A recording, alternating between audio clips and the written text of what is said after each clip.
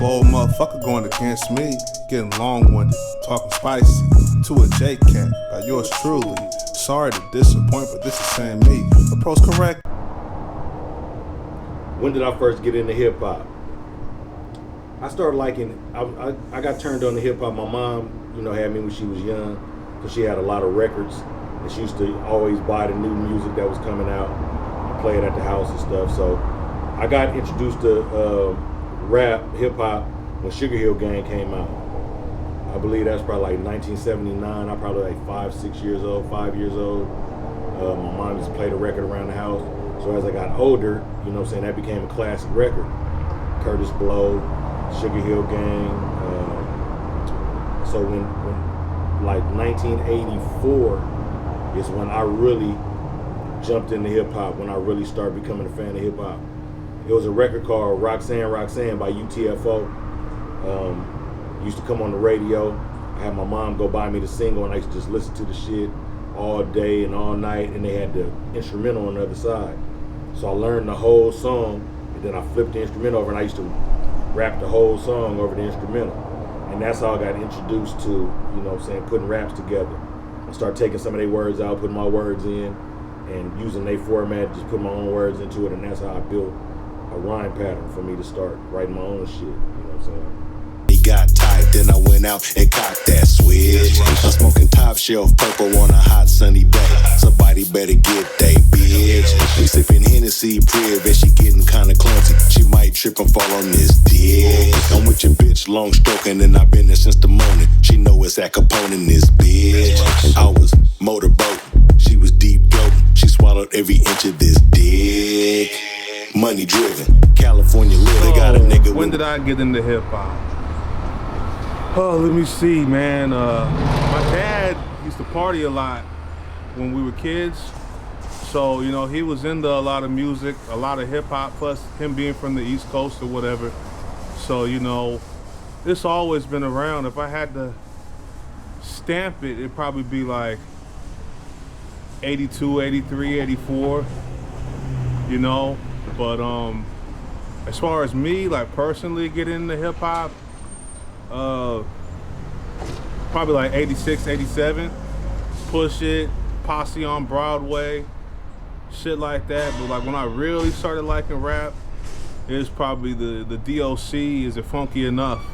Something like that. But yeah, man, this is our old building right here. This is where it all started at. This is like as far back as my memory goes. 1600 block of Woodland, East Palo Alto, yeah, this is where it all started. This is where my parents laid their head, because, my dad's from Connecticut, my mom's from Stockton, so, they're not even really from the Bay. Me and my brother are from the Bay, though, and this is where it all started, so, that's why I'm here. Sorry to disappoint, but this is saying me. Approach correctly. Play with me, you playing with your life. Think twice. I'm nice and polite. Crack jokes, all the shit. First time I ever heard hip-hop had to be when I was about either 1.5, 2. It's Naughty by Nature, Hip Hop Parade. Song sold me on the music, sold me on the movement. I was in the backseat. My parents told me I was in the backseat going, Hip Hop Parade, oh, hey, oh, But after that, when I realized what hip hop was, when I was about 7 or 8, had a homie that lived across the street. He played me the Doggy Style album. Blew my mind, bro. I never heard something so just sonically crazy at the time. Mind you, I was hearing, Ain't No Fun, the uncut version, you know what I'm saying? I'm hearing Doggy Dog World with the Dramatics, the Fabulous Dramatics. Man, I even remember hearing Bow Wow for the first time. Before he was just rapping. I heard him on that album. That was the first time I heard a kid cuss. Mind you, I'm 7 years old, so I'm hearing a little kid cuss on an album. I'm like, what? They got a little kid? You could do that on it? Oh, I'm my head. They went there. They went there, man. It was crazy. We ain't trying to let you in and provide for that element. Get inside on some sucker biz, no cat for much straight foolishness. Niggas act like I'm new to this. Cold days, y'all ain't seen half the clouds. Intrusive how I break it down on occasions. We have to go way back. So I don't remember the year. I know it was the 90s. Man. The Bay Area rap scene was all I knew.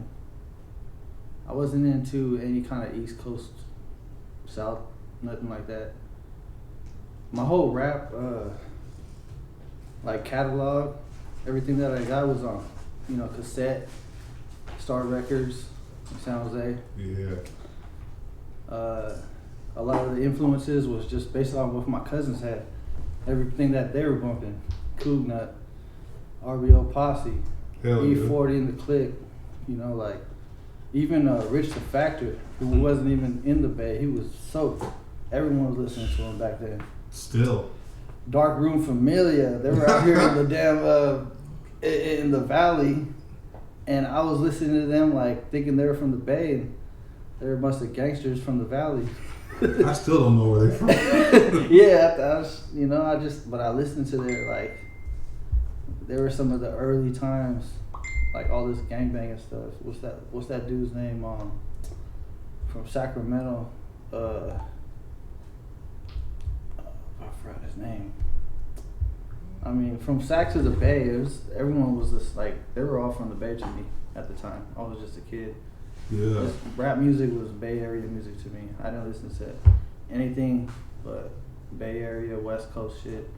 Snoop and Dre and the Dog Pound, DPG, they were my favorite growing up. Shit, man, Bay Area rap, hip hop, that shit was, it was a beef back then. I couldn't listen to no East Coast shit back then because of the time I was raised with it. You came out, like around the time Pac and Biggie passed away? When they passed away, I was like deep into just like the whole West Coast and Bay Area rap scene. Yeah, because it was everything to us, and yeah. We didn't listen to them back then. We didn't. We knew about them, but we had to categorize them. There was like in school, if you were in that group of listening to East Coast, you just wasn't with us. Pretty much. Pretty much. You was out there in the same field as us, but we don't get down with y'all because y'all was listening to the wrong stuff. And please don't touch my tape deck, Yeah. Please don't put that shit in. Don't touch my talk boy, man. I used to bring the talk boy to class because all my friends were rapping. Everyone, they had rap battles and shit. And we used to contribute the rap battles to the East Coast. That was the only thing that we used to like praise. We used to be like, yeah, the East Coast they do battle raps. And, shit, we could battle. And then it was just like we just people tried it and it was tight. Got a lot of those recordings, man. They're gone. Long gone now, but those days were fun. Bootlegging all these mixtapes and shit from our favorite. Our favorite crews. Man, hip hop was fun back in the days. Hell yeah. He ain't up on it, J Cat. All you ever been, I done top back in 98. Off brand alien, pour lace in your face and season fetch. Y'all about to regret we ever met. First time I got into hip hop. See how fast you're close. Like I was saying, I kind of think of hip hop as a culture and rap as something you do in it, right? Mm-hmm. So I would say that the first time I got into rap, had to be a really young age, man. I remember being a kid and going to Sam Goody's, going to CD Warehouse, and just buying cassette tapes and stuff, right? But I kind of grew up in it. My older brothers, I was kind of blessed to have older brothers and cousins, and they were all bumping Bay Area rap when I was a kid. So just being a kid, I was influenced by it, So from a really young age, I had to be like, I don't know, maybe like 5 or 6. It sounds really young, and crazy, but it's true, man. No, that's about right. Yeah, I remember being 5 or 6, sitting by the radio and waiting for certain songs to come on, push and record, making my own mixtapes. But finally getting to a certain age, had to be maybe like 8 or 9 when I had a little money in my pocket. Mm-hmm. And I would go to stores like Sam Goody's and Warehouse and buy like single cassette tapes. The single cassette tapes were like $3.99 and a regular one would be like $10, you know what I'm saying? So that's probably when I got into it, really young. Money over motionless, standless, facing sunsets and palm trees in my rear view. Clear truth rings in my anguish. Paid the debt, bills collect in my recollect. Fuck this, fuck that. Stop feeling like you need a penitentiary to feel thug. Use a man, please consider this daily. You got love, surround sound, doing what I do. That's pretty in-depth question. Basically, big sis, you know what I mean? My older sister, she's about 5 years older than me. She was always up on game. The hottest new joints that's out, you know what I mean? The hottest new hip-hop dances and stuff like that. Before the internet and shit, like, you didn't have no TikTok and none of that shit, you feel me? So she went to school with all the older cats from my neighborhood. She was just always up on game, and I would always be, you know what I'm saying, learning and taking shit off of her, you feel me? She would always have a bunch of mixtapes and stuff. She taught me how to put the little cotton in the tape and, you know, record over it and make your own mixtapes and shit. She just, you know what I mean, she knew what was popping, and I just fed off of that, you know what I mean? I soaked up game from that, you know what I mean, before I got old enough to really function with it myself. But yeah, it's always been a part of my life as far back as I can remember, you know what I mean? I was born in the 80s, so I got to see it, like, see hip-hop as a kid. While hip-hop was a kid, I got to see it grow as well as I grew with it, you know what I mean? So, and if you're asking how I myself got into like making rap music, you could ask anybody that knows me or grew up with me or any, you know what I mean? Ever since I was a kid, I would always be rapping and spitting, like, just like making my own words to songs type shit, you know what I mean? Unconsciously doing it, you know what I mean? And as I grew up, you know, I was always into sports and shit, because when you grow up poor, that's all they tell you is it's either sports, you know what I'm saying, or you rapping, you know what I mean, or like, you know, like that's how you're gonna get out. And like rapping was always far-fetched to me. It's just sports, you know what I'm saying? That was the only way out type shit. But when I was about 15 years old and I really started hanging out, doing knucklehead shit, you know what I'm saying, we was out chilling on the block and smoking. We was trying to get some drink. So we go to the older homie's house to see if they could buy some drink. We told him, yeah, I was smoking out, you know, you can go get some drinks and shit. And so a couple of the homies went with a couple of the older homies to the store, and we was sitting on the stairs, Somerset Apartments, out in front of the older homie Bubba's house.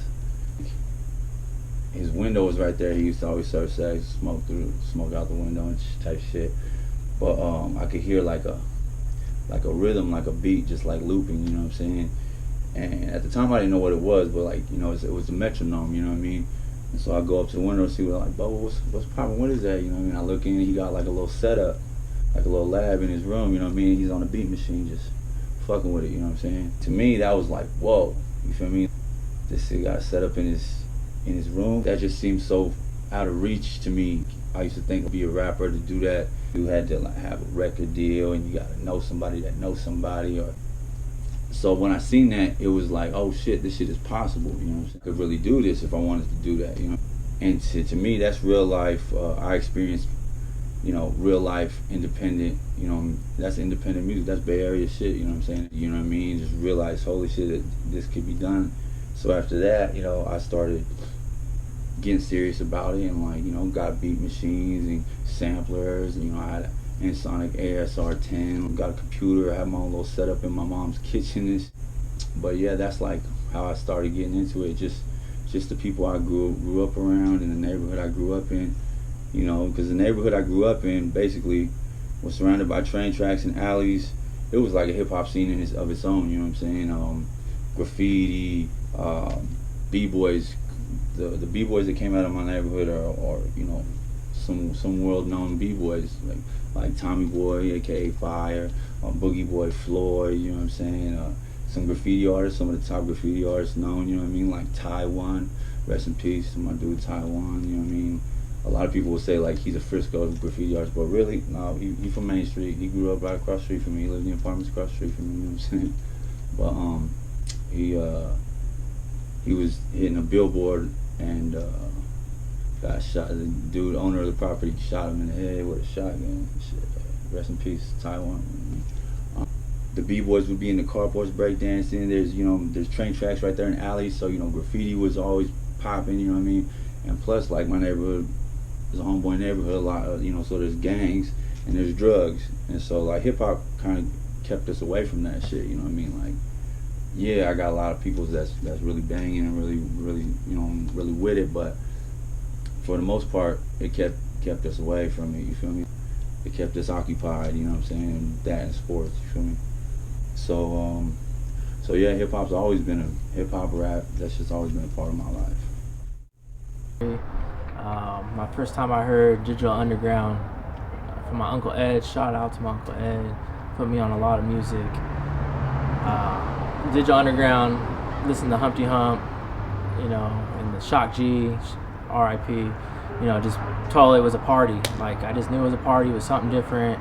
And growing up, listening to a lot of like jazz, blues, classical for my family, and old school rock and roll.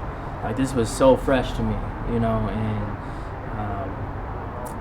first time I heard that, it was mind blowing to me, and I wanted to jump around. I wanted to dress like them, and be like them, just having fun, and seeing, just the charisma that Shock G had on stage. It was just unbelievable. So that's probably my first dose of hip hop, especially in Bay Area too. And MC Hammer, shout out to MC Hammer, because I can't leave him out, because like I said, I wasn't put onto a lot of stuff early on, and when I heard MC Hammer, I was like, this is something different too.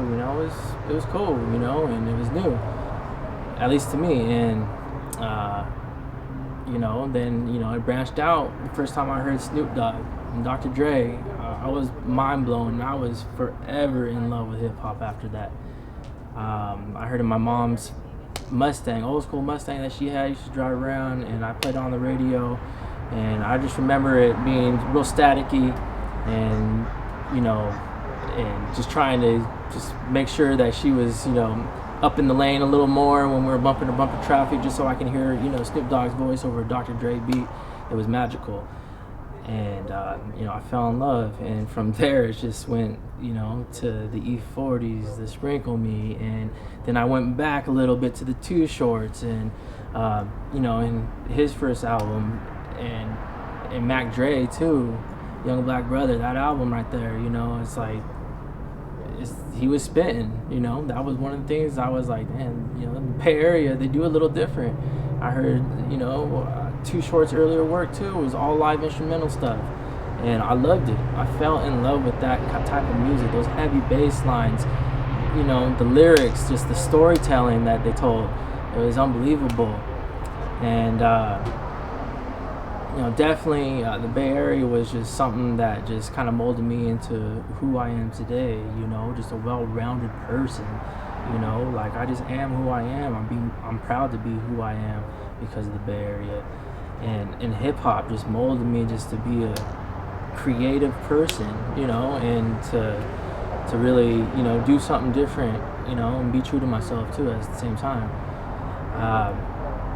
So definitely the Bay Area has been good to me. Hip hop's been good to me. Dudes that were spitting to me were Yuck Mouth, E40, definitely E40. When I heard the Bumble, I was just blown away. I was blown away. I love E40 to this day. Shout out to E40. Go Giants. Even though we lost to the Dodgers, whatever. Never mind that. Never mind that. We'll get past that. But everybody undefeated now, right? I don't even care about baseball anymore right now. The Giants are out. But shout out to E40 though, man. He's doing his thing. He's a Bay legend. But yeah, so the hip hop, man, it's been good to me, especially in the Bay Area too, because the Bay Area, it's different out here. It molded all of us, and we all come from the same place, and we got the style out here is totally different than the East Coast. East Coast, they got the Timbs and they got the pant leg up in the 90s, and we're out here rocking our beanies folded up, past our earlobes, and wearing the peacoats and stuff, and jabots. I had all that shit too growing up. So yeah, hip hop's been good. So when did I first get into hip hop? I have to go back to high school is when I really started getting into it and listening to it. But before that, my parents were they were pretty strict, like, you know, Christian or Jehovah's Witnesses, whatever, you know. And I pretty much had to sneak out when I go to friends' houses. I go listen to some, you know, with that back then it was, I'm 47 or 46, so, you know, back then it was like, you know, Public Enemy, KRS One, you know, I was just like listening, a fan of it. And then high schools when, you know, Dre and Snoop Dogg, and then I started hearing the stuff from the Bay Area. Even before I came back to the Bay Area, I was living in Bakersfield, California, going to high school, and yeah, that's when I started hearing. First, it was, you know, Snoop Dogg, Dr. Dre, and then, you know, E40 and Mac Dre. I started hearing that at my high school, and then when I moved back to the Bay Area, yeah, that's when I heard all the jams. But I remember in high school I used to always write. Oh boy, my mind's playing tricks on me. What's his name? Scarface. Yeah. Boys, yeah. I used to listen. I used to listen to his tapes and write down his rhymes. You know, when I first started you know, writing and rapping and try to recite his shit. But like, yeah, that's when I really started picking up a pen and figured I can write too.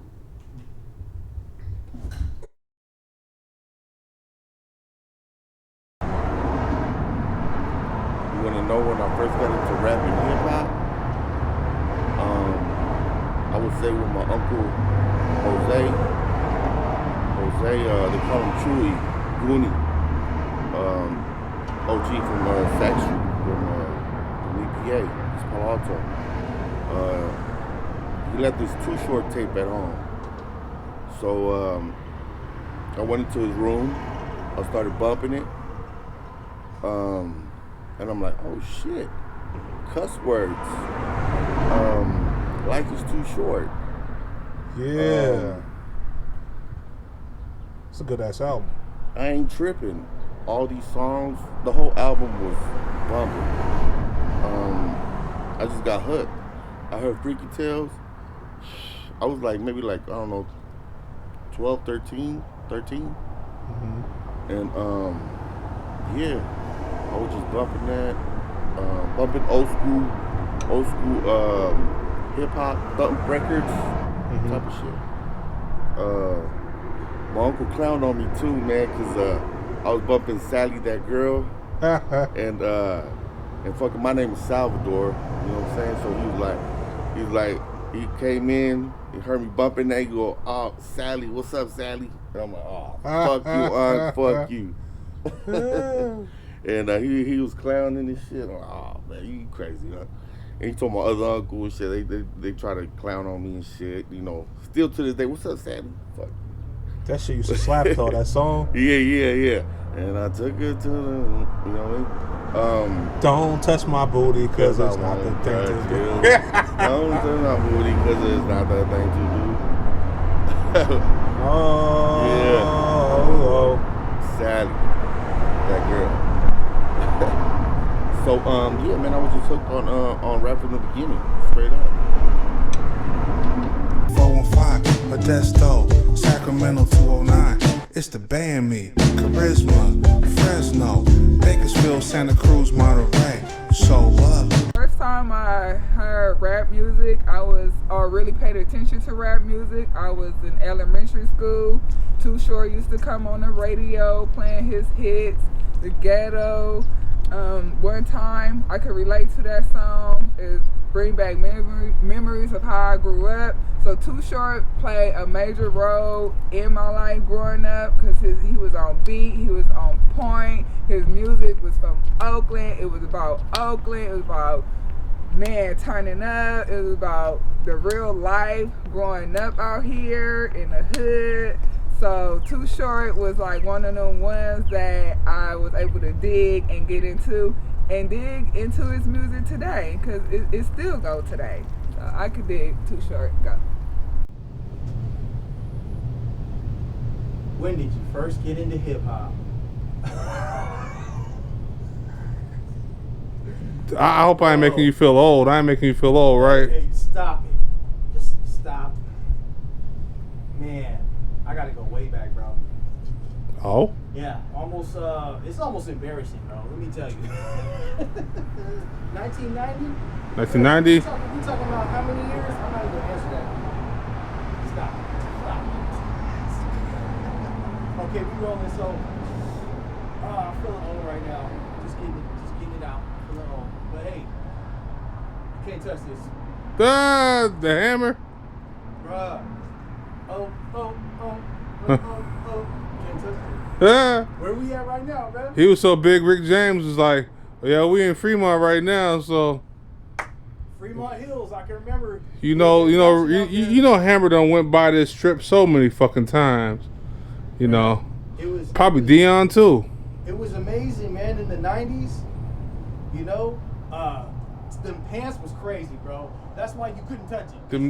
No one's gonna wear them goddamn Z Cav. No one's gonna wear them goddamn Z Cavaricis. But bro, it was just, man, I don't know. He turned into a preacher later, you know, that's just reflecting back on it. But man, he had game. Yeah, he did. He had game. So that's what I'm saying is what started me really. You know what I'm saying? Strutting it. You know what I mean? Hold up. Pump it. Yeah. I feel it. It ain't have to be this hard, and I don't think you want it harder. When you say you got these bars, I don't think you want to bother. You might have a son or daughter, they gon' make an impact. That's right. Soon they touch down, celebrate on contact. It's all mask and distance, imagine chance of existence.